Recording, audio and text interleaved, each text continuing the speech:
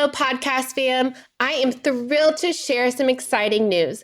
My book, So Grow Lead, is officially live on Amazon. This book is more than just my story of starting a nonprofit and building a peanut butter factory in Malawi. So trust me, the ups and downs of that journey are worth the read. It's also packed with practical strategies to help nonprofit leaders like you tackle challenges with clarity, courage, and a whole lot of heart. If you've ever wondered how to turn your vision into reality, navigate the inevitable hurdles, and build something meaningful, whether in your organization or in your own life, this book is for you. I'd be so grateful for your support in spreading the word. Grab your copy of So Grow Lead in the show notes and on Amazon today. Let's keep sowing seeds of impact together.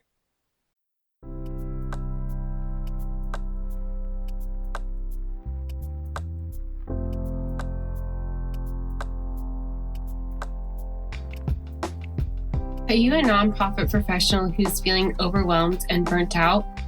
Well, welcome to the Lead with Heart podcast. I am your host, Haley Cooper. On this podcast, we will share stories of leadership, courage, and empathy that'll help you learn to take care of yourself, your staff, organization, and community. You will hear from nonprofit leaders who have been in your shoes and have learned best practices to raise more revenue and make a greater impact.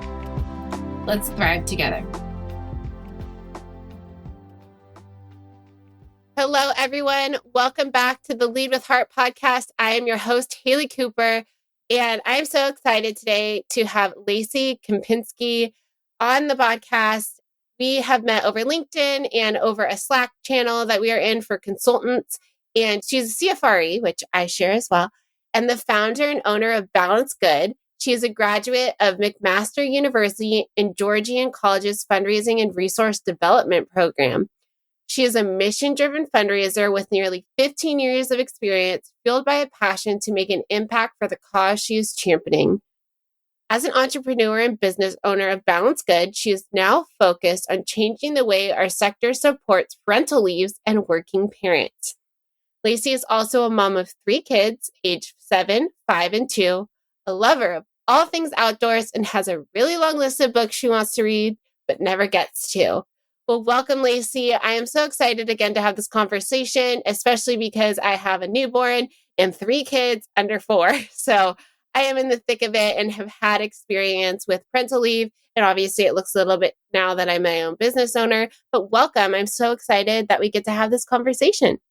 Thanks, Haley. I'm really looking forward to this conversation. I think it's really important. And like you said, very timely for you. Definitely. And I would love to know a little bit more about how you went from being an in-house fundraiser to starting your own business that's really focused on parental leave. What led you to really hone in on that specific? It's a very niche area. Yeah, for sure. So I think my journey is similar to a lot of people who enter the world of consulting.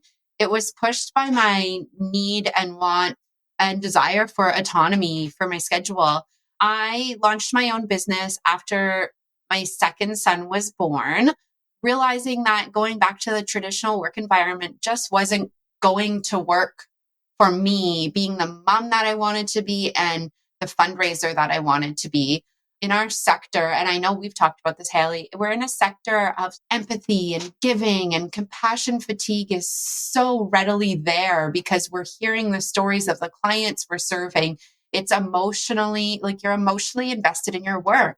And to do that as fully as I wanted to, and then to be the present parent that I wanted to, something wasn't clicking. So I thought, okay, I'm going to branch off on my own, start my own business. And if I can help other parents take a little bit of work off their plates, off their desks, and give them some additional time with their family, well, wouldn't that be great? What I realized then, a couple years into my nonprofit consulting work, was that there's a real gap in our sector around how we support working parents and how we support parental leaves in general. And so I really niched and leaned into that and really just focusing on talking about how we can better support parental leaves. Because in a sector where the majority of the people working in the sector are women, and a lot that are working parents. I think we need to do better so we can tackle this burnout and turnover issue that is in our sector.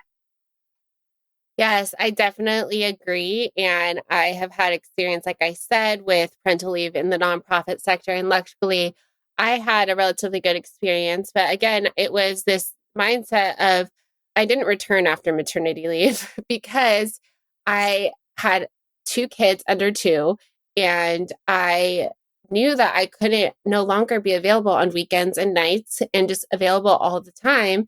And I had to set those clear boundaries. And at the time, my child also had developmental delays, and we were doing like 14 hours a week of speech therapy and OT, and just not being able to go back and be fully present in my job because I was worrying about taking him and making sure that he was a priority. And I think so many people, one, don't know. And again, we talked about this a little bit before, like people don't know the access to parental leave. And again, I'm in the US, you're in Canada, so I'm sure the regulations are a little bit different, but I fostered a kid and adopted him, and I didn't know that I had access to parental leave as a foster parent, that I was able the same access to as you would with a newborn. And I think it goes for caregiving and other things like that. So can you talk a little bit more about what parental leave looks like and like where to start? Because I think a lot of people, again, don't have that information, and you are responsible as the parent to go, or working parent, to go seek it out. Yeah. And I think just even your example there shows how different the journey can be for everyone, whether you're fostering, adopting, or welcoming kids biologically. Like, I think there's so many different ways that parental leave can start.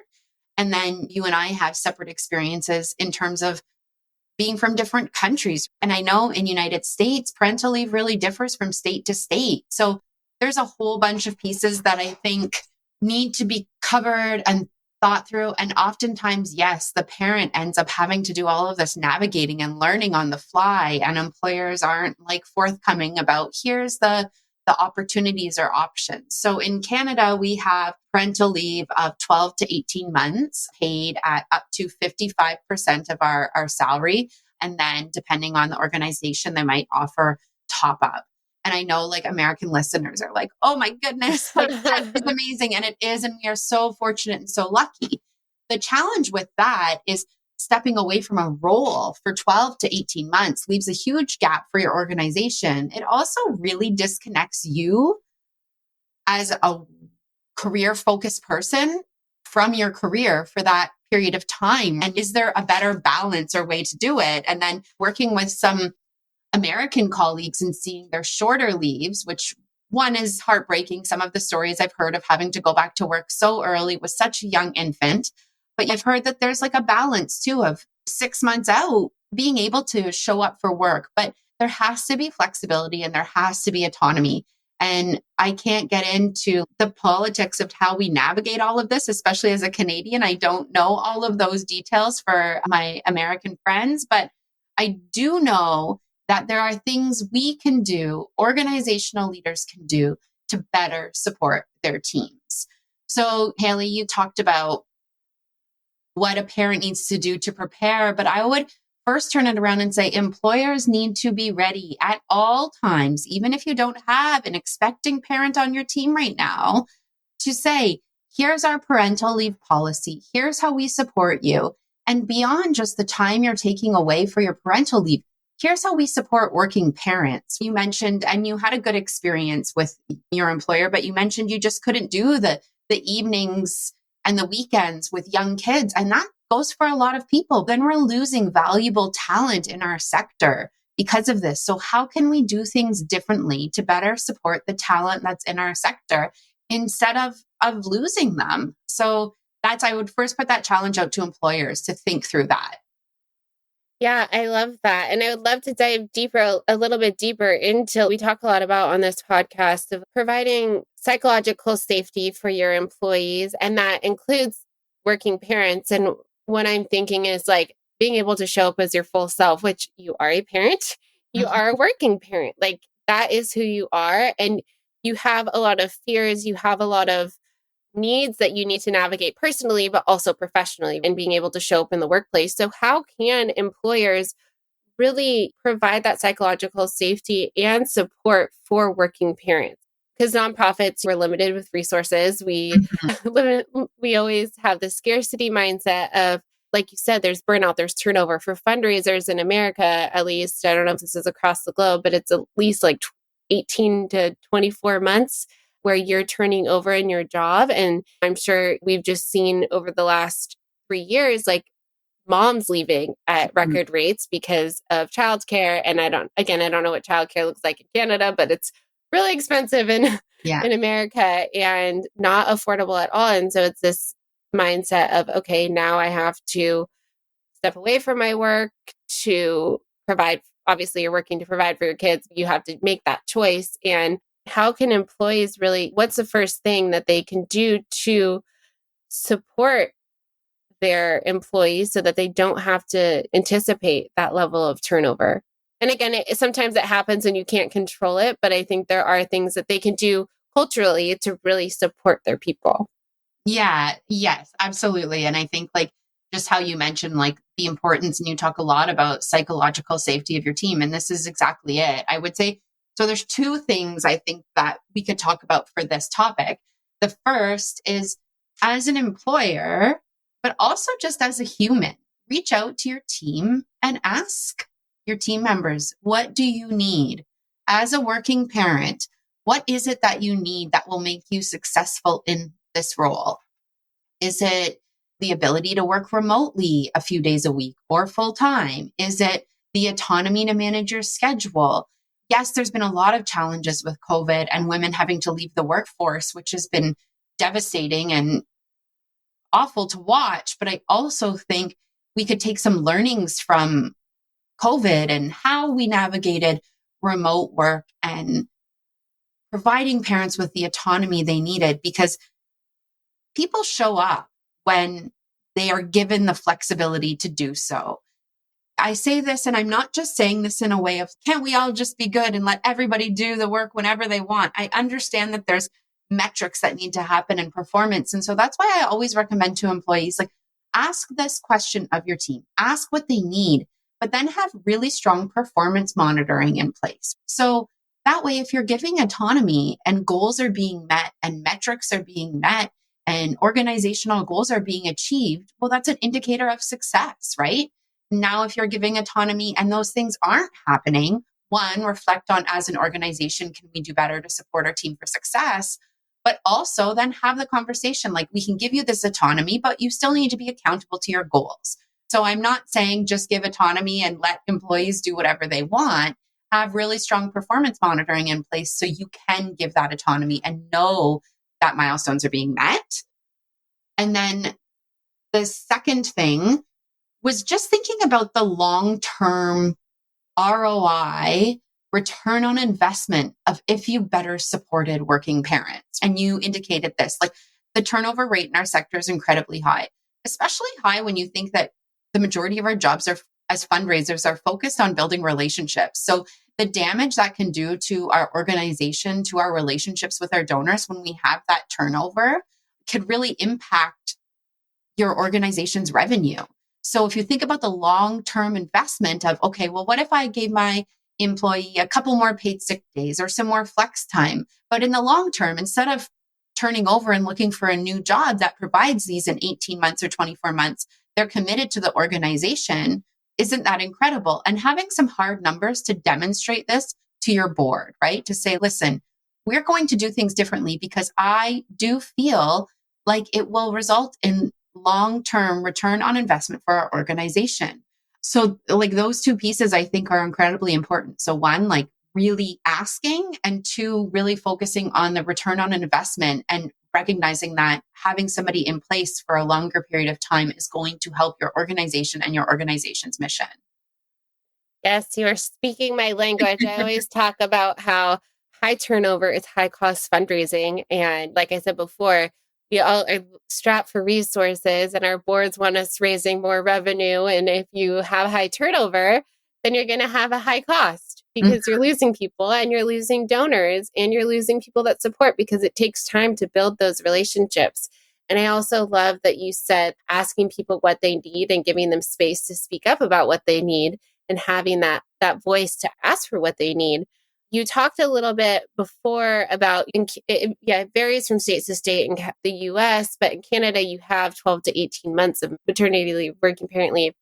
And so what can an employer do to anticipate that gap and fill in the need in the interim to be able, because I think a lot of people are, like you said, like that's a long time.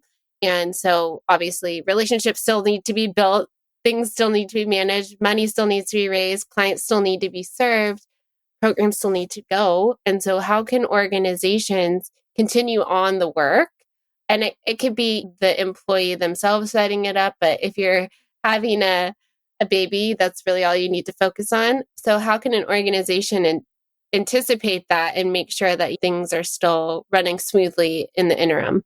Yeah, so I think there's a couple things. First and foremost would be, and it's not even just for parental leave, it's for any type of turnover. Have a good project management system and a good CRM, right? I worked in the sector for over 15 years before I went into consulting. And not once did any of the organizations I work for use like a project management system so everybody could be on the same page and know where we're at with projects and how long it's going to take you and if deliverables are being met.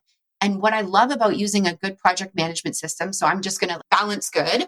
We use Asana, but a lot of our clients use Monday. There's ClickUp. There's a few different ones, is that it gives you a play-by-play year for year. So if somebody is documenting their activities, their key projects, now you have this annual plan. So if somebody is going on a parental leave, you can say, okay, well, what was done in this period of time? Or not even a parental leave. If somebody suddenly leaves the organization, now you have a backup, a guidebook, a playbook, if you will.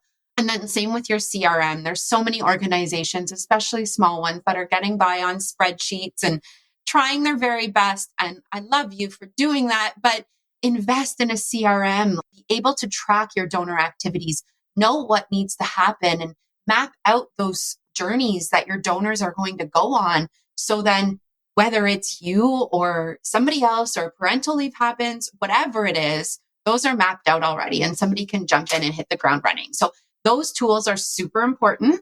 And then beyond that, when I'm just going to do like a self promo plug, this is what Balanced Good specializes in, is being able to fill the gaps that are caused in our nonprofit sector because of parental leaves, and not because of, in celebration of parental leaves, right? We want to be there for the organization to remove those like headaches of, okay, how are we going to recruit? Who are we going to recruit? Will this person work out? What's the cost of recruiting? To, okay, Balanced Good will come in, we'll execute on the fundraising work. But more importantly, what we do is we support the parents' transition into parenthood by making sure that everything work-wise is tied up in a nice, pretty bow. And then we cover the work, we execute the work. And then when that parent returns to work, we have a fully supportive environment that updates them on everything that's happened while they were gone, lets them know their top deliverables that they need to do right away, and then also provide some recommendations for the employer to how to better support this parent as a working parent now. So are there things that we recognized while we were covering the role that could be changed to better support the life of a working parent? So again, you can maintain that person in the role for that long-term ROI of that, so you're not having to go out to the job market and recruit and post and do all of those things that slow down work and productivity. Yeah, those two things, having the tools and then having a plan, and like Balanced Good or other resources that really fill those leaves. Don't leave a parental leave unfilled. Yes, I love that. And I have been given many a spreadsheet and told to go call donors. And I think when I was going on my first maternity leave, and I would love to get your input on like really changing the mindset. And it's not just about creating the culture of psychological safety and trust, but really the culture of philanthropy. And I don't know if that term is outdated, but I remember we were setting up our budget and they wanted to have an aggressive fundraising goal, but they said, oh, well, Haley won't be here for half of the year, so we can't meet that goal. And I pulled aside my boss and I was like, hey, like that's not okay. Like fundraising does not just fall on the fundraiser. If the board thinks that they cannot raise that revenue, like they're fiscally responsible for the organization. And my goal is to build relationships and help raise revenue. That's what my job is, but it's an organizational wide effort to fundraise. So can you talk a little bit more about like how to really empower the organization to step up and be a part of fundraising so that they can support the process while people are on parental leave, but as they come back as well, because the whole organization should be a part of fundraising and it doesn't just fall on the person that has a designated title.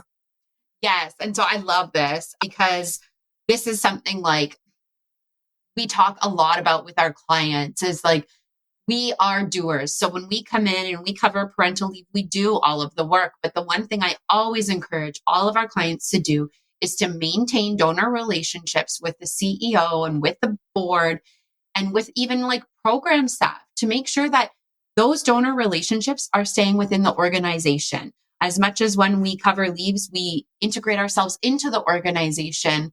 There's things that are best suited for your executive director, for the board to be involved in. A fundraiser's role, yes, is to raise the money, but it's to provide the tools and the expertise and the plan to raise the money. So your executive director should be out there meeting with donors and talking about your organization and sharing the vision of why you need funds and inspiring people to give. And the fundraiser's role, draft the proposal, make sure a gift agreement is in place, do all of those things. And in lots of cases, fundraisers, yes, obviously are meeting with donors too, but it does not rely just like you said on the shoulders of the fundraiser. It is an organizational need. And when you see that healthy culture, whatever we want to call it, when you see that healthy, every fundraising is just at the core of what we do, you see it work really well. Like in some organizations I work with, like program staff are identifying grant opportunities or connecting their contacts with the fundraising team. And it's a full circle story and experience for the donor, but also for program users, clients, everybody involved in that organization. If everybody sees fundraising as a responsibility of the organization, just as equal as it is to the client delivery or mission-based work that you're doing.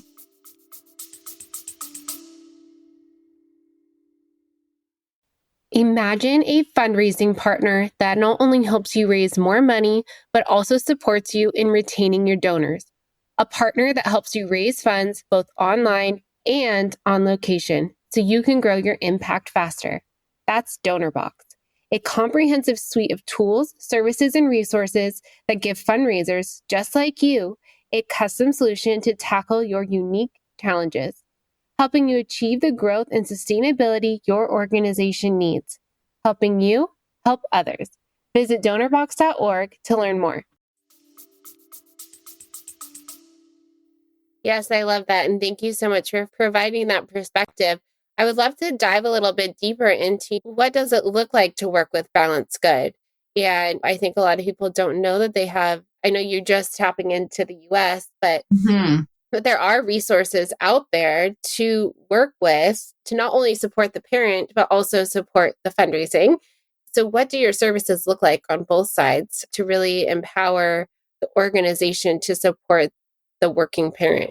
Yeah. So thanks for this question. I really think the main thing that we do is we execute the work that needs to be done while the parent's on leave. So we specifically support the nonprofit sector in roles related to fundraising and communications at this point, but we're looking forward to growing to see how we can support program delivery roles, operational based roles, and stuff like that, which is really exciting. But right now, our focus really is on fundraising and communications. And as you might guess, there's a lot of parental leaves in those roles with the sector that's dominated with 80% women. These roles are often available and often not filled. So what we do is we sit down with the leadership of the organization, the decision maker, whoever that is, and the person going on leave.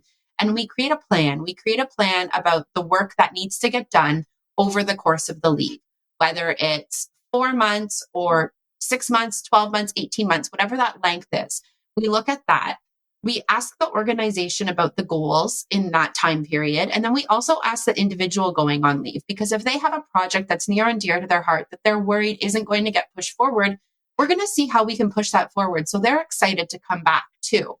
And then we execute the work. So we're deliverable based. So we focus on executing that work. We're fully remote. We really are hands-on. We integrate with the team. We take on an organizational email. It really is, you have this in-house resource and fundraising expert that is pushing forward these things. And we specialize in this interim work. So we have the skills to just jump right in and do the work and execute the work. And then when the parent's ready to come back, we provide them with a full report on here's what we've done. We hold their hand as they come back to make sure they're not just feeling like thrown into it. I've heard stories where people come back on their first day of work and nobody is there to even greet them, or their office is filled with boxes from an event that other team members did and they never even cleaned out their office. So we want to make it feel very welcoming when that person comes back, so that person stays with the organization. And while they were away, all of their fundraising goals are being pushed forward.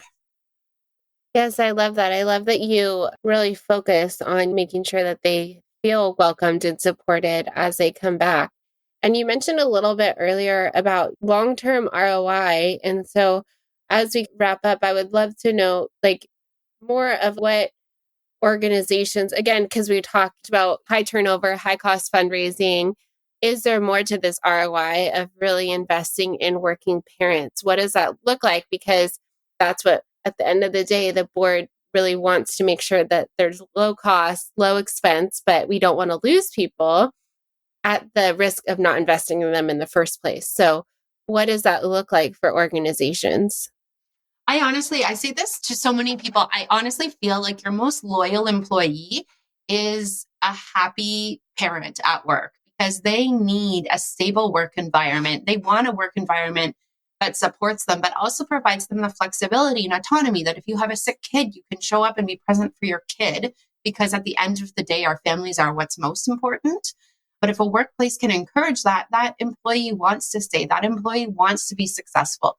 So now you're not having to deal with that turnover. But on top of that, you're building deeper, more impactful relationships with donors for your organization. You have that longevity of that person, but you also are showing your donors, like, this is how we treat our team. This is how we treat people, right? So often I think we do such wonderful things in our sector for all of the clients and program users that we serve, but sometimes we fail to recognize that our staff also need support. So I think part of it, yes, is saying to the board that there is a return on investment because we'll be reducing turnover. But part of us as fundraisers need to say to a board, but this is the right thing to do.